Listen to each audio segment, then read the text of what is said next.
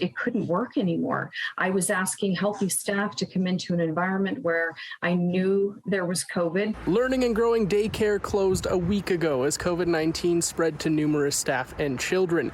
They're preparing to reopen, but worry that new direction from the province will disrupt the circuit breaker they just enacted. Children or staff exposed to COVID-19 in the childcare and school setting may continue to attend childcare and school if they remain asymptomatic. A recent survey from a group of professors at the University of Manitoba showed COVID-19 is thriving in the childcare sector.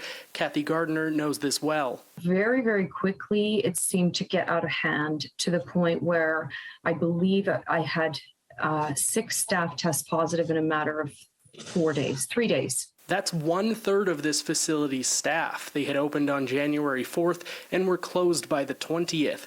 Manitoba Early Learning and Childcare supplied centres with a new practice guideline Wednesday that states these facilities no longer have to alert parents if there are confirmed cases in their children's cohorts. I have parents in my facility who have called me and said, look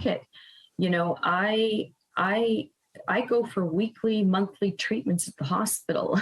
I can't get COVID. What are you doing, to keep this out? And I'm trying, but I can't. And this is going to make it worse. I'm not sure how not letting other families know that their child potentially could be COVID positive is protecting their safety and well-being.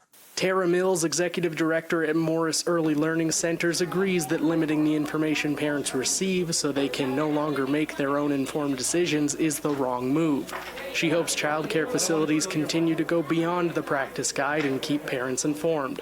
Mills and Gardner both see this change coming into effect Friday as a step in the wrong direction, despite agreeing with Dr. Roussin that kids need childcare and the benefits it brings. One thing that was absent from all of the top doctors' remarks Wednesday was the impact the virus can have on staff and family members. The level of severity in the young children is so low.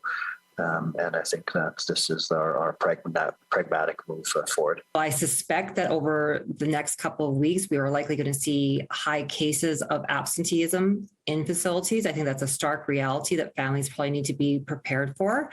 And I would call upon the government to ensure that facilities that are seeing high absenteeisms and are having staff shortages, that they are eligible for any staffing grants that are available and that there are no barriers for them to access those grants. The survey from the U of M professors notes that despite supports like the pandemic staffing support benefit being available to childcare facilities, they often don't meet the criteria to qualify. In Winnipeg, Mike Albanese, City News.